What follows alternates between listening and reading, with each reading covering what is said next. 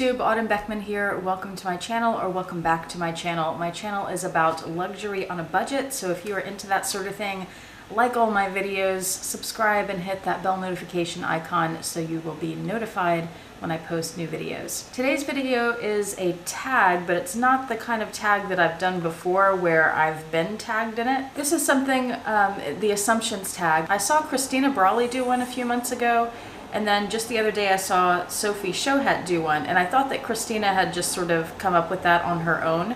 And then when I saw Sophie do it, I searched for it on YouTube and I found all these people who have done the Assumptions tag, looks like over the last few years. And it doesn't seem like we're tagging people, but I will go ahead and tag some people at the end. But I thought I would do one. In the last video, I asked if you wanted the Assumptions tag or a Q&A, and I got answers on both, but overwhelmingly people wanted the Assumptions tag. So I asked you to leave assumptions on the comments of that video and also on an Instagram post I put up. And I got quite a few, so I'm gonna start going through those now and tell you what I think of your assumptions. And these are in no particular order. They're in a folder, so I'm just gonna read them in the order that they come up in the folder. If I'm looking off to the side there, it's because I'm reading them off my computer screen. First one is from Mixed Detention, and they say, I assume that you're a teacher. You speak like one anyway. Yes, I am a teacher, you assume correctly. From Mrs. Disney Lover, I assume you're not a social butterfly and prefer to be by yourself. That is absolutely true. I've always been that way. There are only a few people that I really enjoy spending time with. Otherwise, I would just rather be home with my dogs. Steph Alley Loves says, I assume you don't do marijuana, but would be all giggles if you did.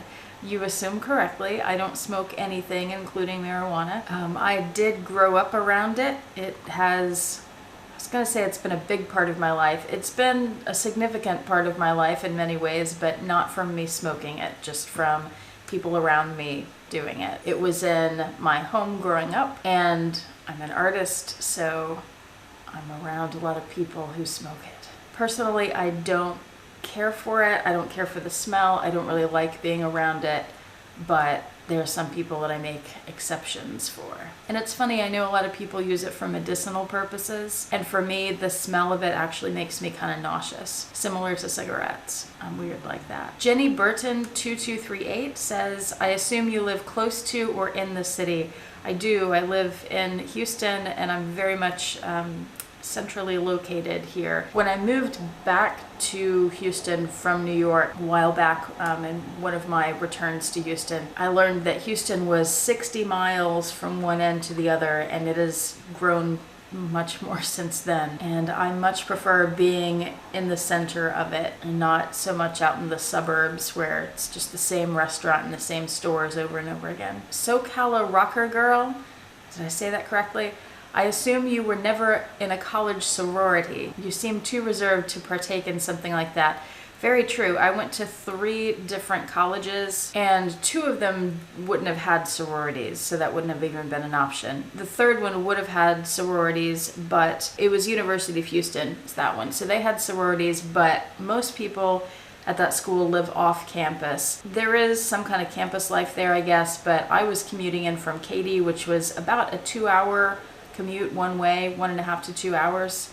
It's another reason I live in the city now. So I had no interest in staying on campus any longer than I had to, especially with Houston traffic. It's really awful. And the part about being too reserved to partake in that, I don't really know what sororities do, so I'm not sure about that. The first thing I think of is the initiation rituals. I wouldn't want to partake in the things I've heard of regarding that. Part of it is just that I'm not social. I wouldn't want to live with a bunch of girls and like do the same things together. I have no idea what sororities really do. I have these ideas in my head. Yes, I think your assumption about that is correct.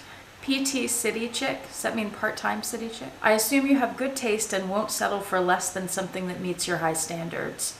That is generally true, yes. I don't know about the good taste part, that's subjective, but I do tend to have high standards for quite a few things, and I don't settle usually. And part of the reason for that is I don't usually have to settle. I figure out a way to not have to settle, and if you constantly settle for things, then you're disappointed, you don't have what you want. So that would be a bit of advice to other people out there watching. is don't settle for things. If there's something that you want, even if it takes a little extra time or effort to get it, get what you want instead of settling. See if I'm pronouncing this one correctly. Is it Renee Sobin? I assume you have a very high IQ. Well, thank you. I have no idea. I've never taken an IQ test. I have always done well in school. It's come pretty easily to me for the most part. I do think of myself as an intelligent person. I'm certainly an educated person. I have a PhD level education, but as far as degrees, the highest I have is a master's. And the reason for that is I went to grad school for a PhD program in social psychology. It's actually social personality, but I focused more on the social part. And I did all of the coursework there, but I did not do my dissertation. And that was because the first semester there, I realized I didn't want to do psychology as a profession. So by the time I got to the point where I was supposed to do my dissertation, my heart just wasn't in it. I had no interest in doing it, so I didn't do it. So I got the master's out of it. So I have the PhD education, just short of doing my own dissertation. But as far as IQ specifically, not sure. Sarah Evans 83 says, I assume you tend to get along better with older people and always have. That is very true, yes.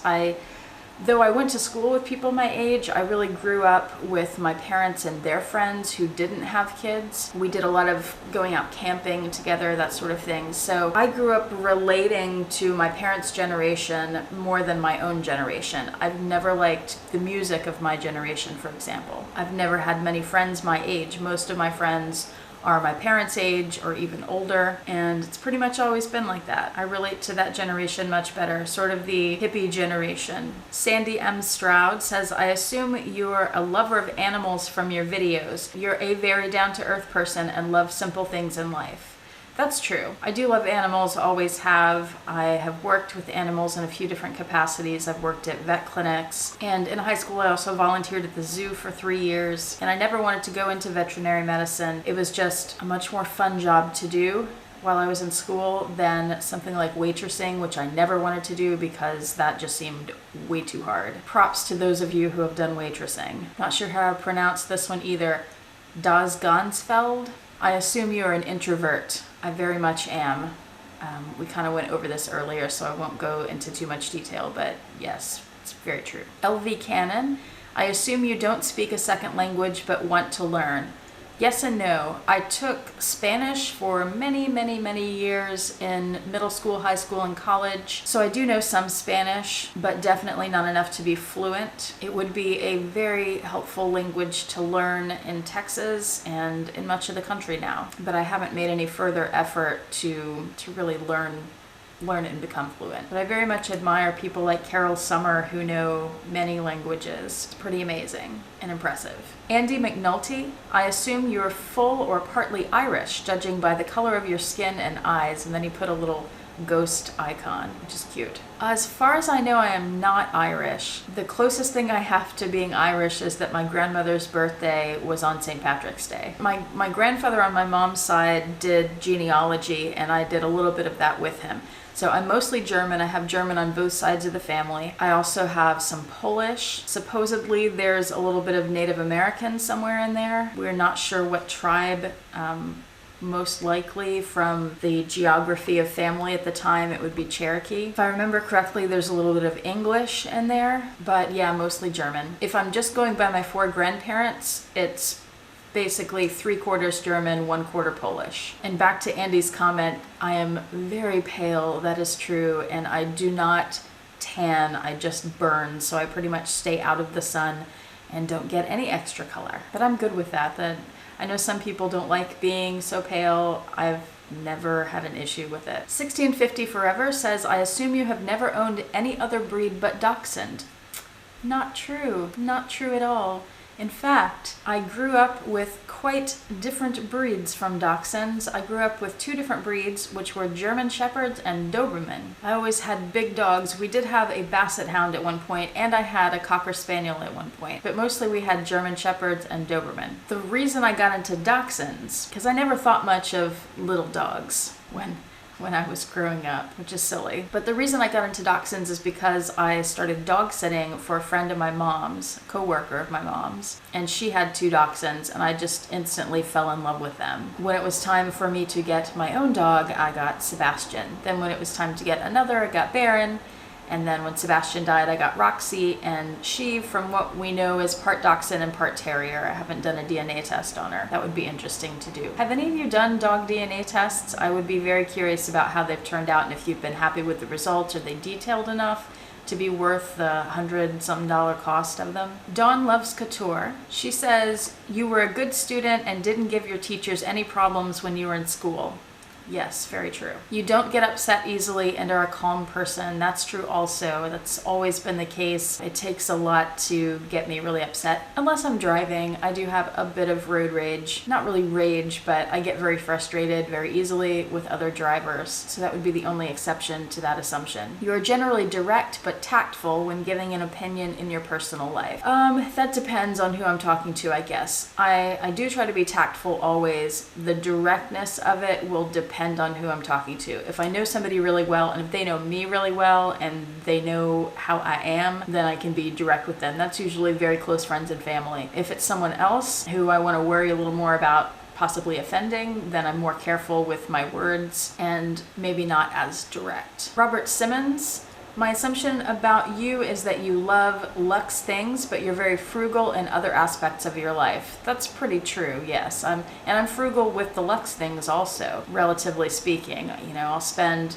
$1,000+ on a handbag, but it's a handbag where I've saved several $100s. I'd say the other thing that I do spend money on, I'm not very frugal with, is food. I like to buy quality groceries, and I generally only go to nicer restaurants, and that's again because of the quality of the food. I don't eat at many chain restaurants, for example, because I have a different perception of how that food is processed and delivered to the restaurants. Like, a lot of it would come in frozen and processed food, whereas some of the more independent restaurants and higher end restaurants are going to have the fresher foods, and more care will be taken in the ingredients and the preparation. I'm sure I'm not always correct on that, but I feel like it's a pretty safe bet, but it's also more expensive. Marcia Collette, she has 4 assumptions here. Let's see.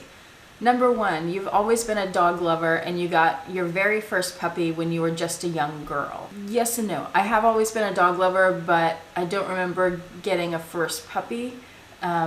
We've just always had dogs. My parents love dogs too, and so German Shepherds and Doberman, like I said, have just always been in my life until I moved over to dachshunds. Number 2, you spend your free time with the boyfriend and your sweet doggies, and you don't really have many close female friends that you hang out with or go shopping with. That is also true.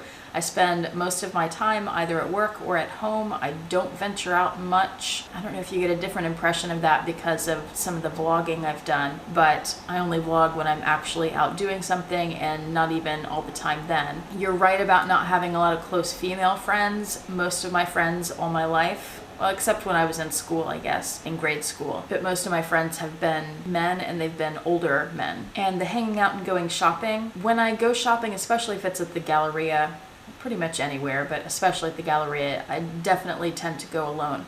This past weekend, I did get to go with my cousin. She's also interested in nice things. She's one of the only people I know. She's maybe one of 2 people I know in my real life who are interested in that sort of thing, luxury handbags and all that. So we went to the Galleria together and spent pretty much the whole day there. I had a really nice lunch, but that sort of thing is extremely rare. I'm usually by myself, and that never bothers me. I'm used to that because I've been that way my whole life. Number 3, you were always a very good student and you made really good grades all throughout school. You may have even been your high school graduating class valedictorian. I was not the valedictorian, but everything else there is true. Like I said earlier, school was just always pretty easy to me. It came naturally to me, except for some things, mostly some of the more difficult math classes. I was great at statistics and at geometry. Those made logical sense to me, but things like algebra and calculus and all that, not so much. Number 4, you've always loved the look of LV handbags ever since you first started seeing them, and you have worked very hard in college and as a teacher, so you would be able to have such a beautiful LV collection. Well, thank you. I first got interested in LV bags when I lived in New York the first time, and I saw them everywhere.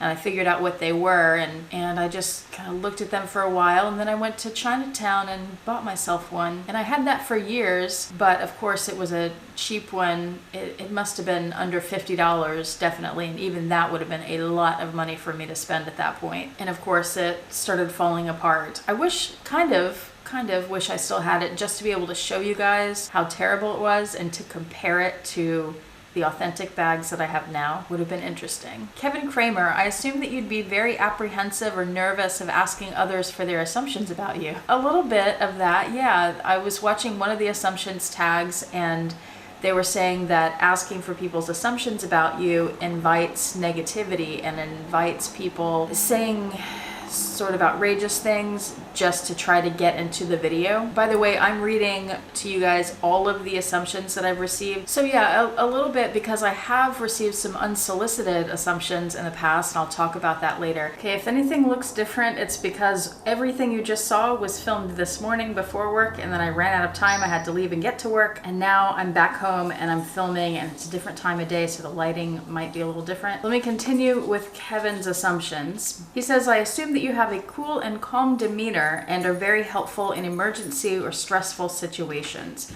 I do have a cool and calm demeanor almost all the time. Quite a few people have complimented me on that in my real life, which I appreciate. And I appreciate that it is appreciated. I'm also drawn to people who have the same kind of demeanor. I have a lot of trouble watching YouTubers, even luxury community YouTubers, who are much more animated and dramatic, and to me, I interpret that as kind of childish. So yeah, that's where I am with that.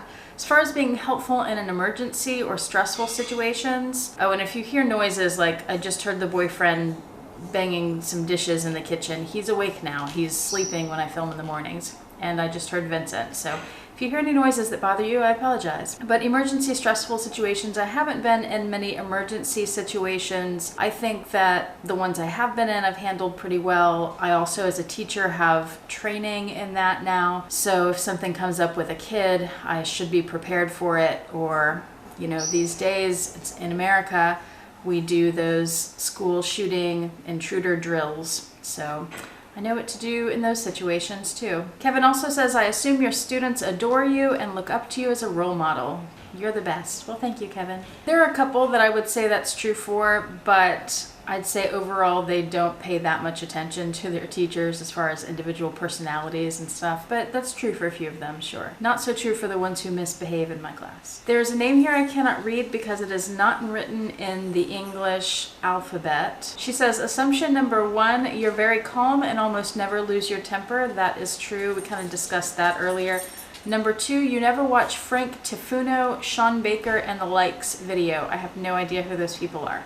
Number 3, because you're so relaxed and projecting confidence, kids in school are horribly in love with you in a good way. Just address that one too. So I think a few of them like me a lot. I've got this group that's been coming in on their way back to class from lunch and giving me hugs and stuff, which is really sweet. Number 4, you're intelligent enough to realize the shallowness of all that luxury thing.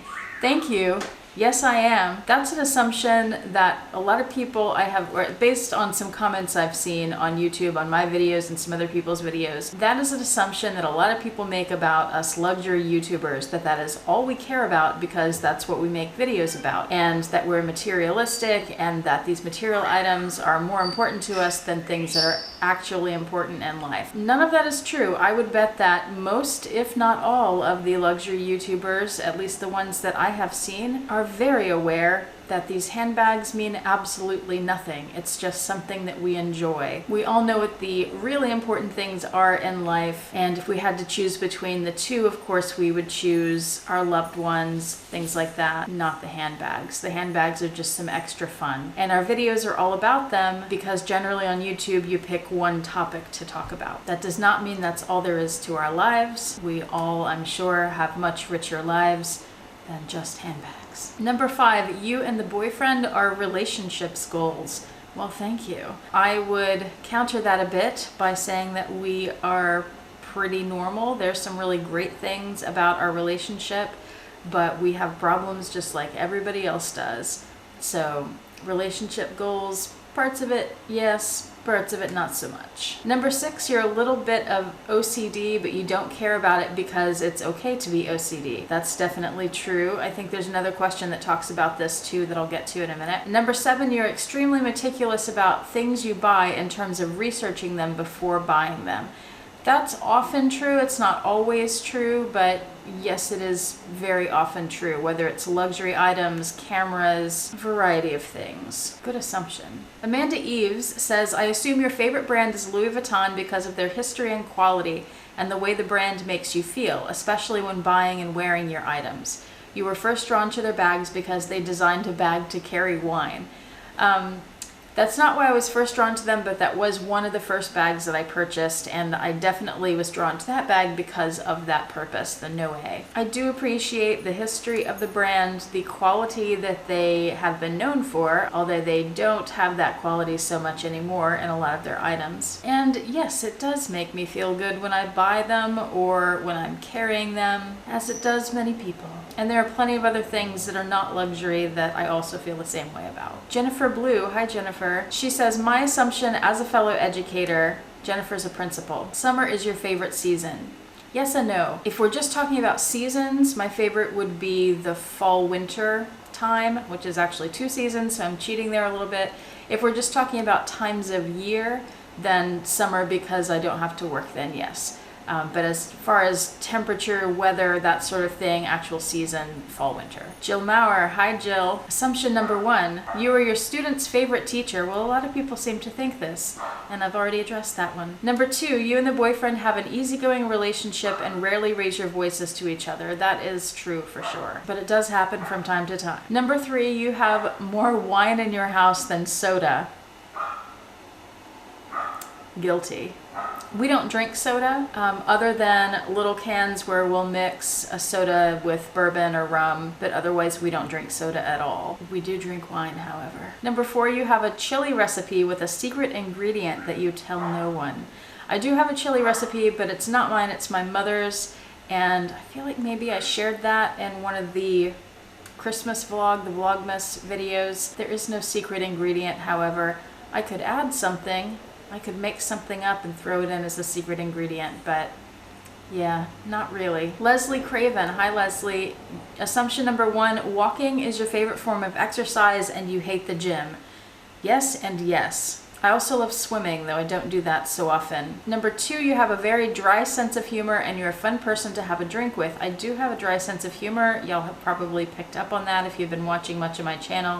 Fun person to have a drink with, that depends, that depends. The alcohol does loosen me up some, but it depends on how you define fun, I guess. So I never get like wild and crazy and dancing on bar tops or anything like that. But I do talk more when I drink, when I've had a little much to drink. And I think I'm funny. So, oh my God, they know I'm filming. But even then, I'm most comfortable around people that I know well. So if I don't know you well, you're not gonna see as much of that.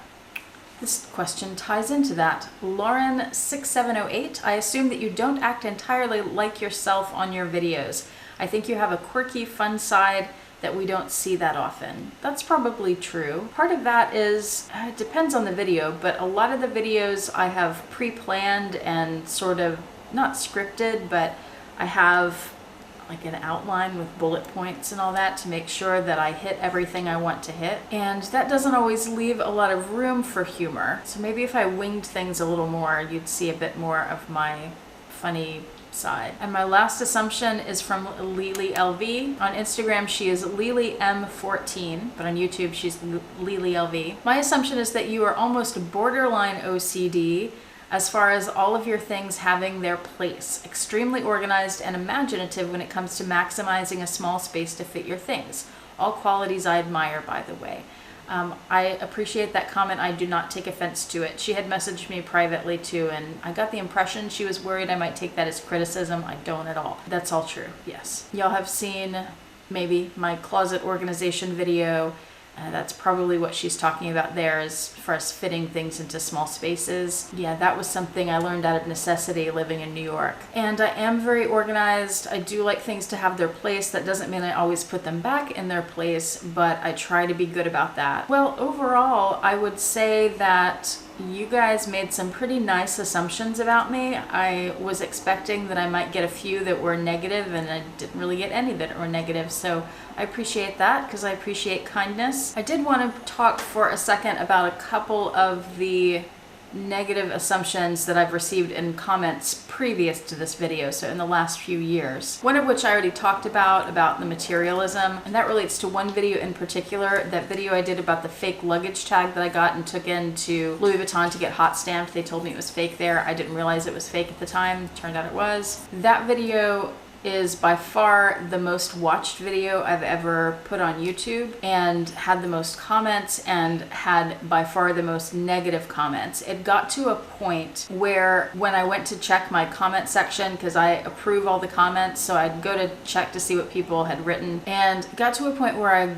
had a knot in my stomach when I would go to check the comments, because I just knew there were going to be several negative comments. The problem I have with these is that it's not really what they're saying so much, it's that what they're saying is so untrue, and that they've made all these judgments, assumptions about me. And I'll talk generally about YouTube. People go on YouTube, they watch one video, they've never seen the person before, and they make all kinds of assumptions about that person based on that one video, and they leave some nasty comment about that person, and I would guess the majority of the time it's just not true. And it's frustrating to me. It doesn't, like, the comments for the most part, every once in a while one will get to me, but not very often at all. Mostly I know that, like I've said before, those comments aren't about me, they reflect on that person who's making them. I just think, like, would I ever leave comments like the ones that have been left for me, or like the ones that I've seen on some other people's page that are negative? And I wouldn't.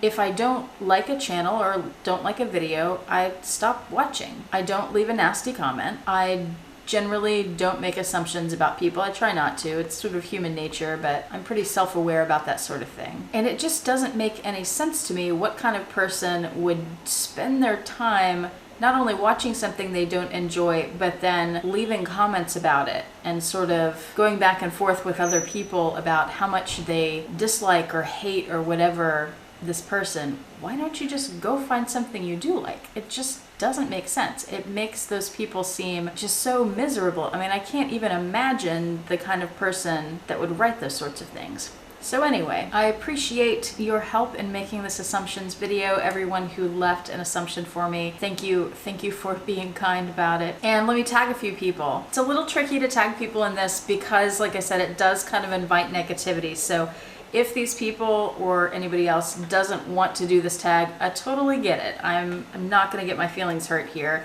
But I have a couple of people that I think would be able to give some great answers, and that have put enough content out there that there are probably plenty of assumptions that people have about them. So I tag Carol Summer, Jill Maurer, LouisVuittonCoffeeLver, Lux Purse Love, Lily LV, Leo Lion LV, Minx for All, and Jerusha Couture.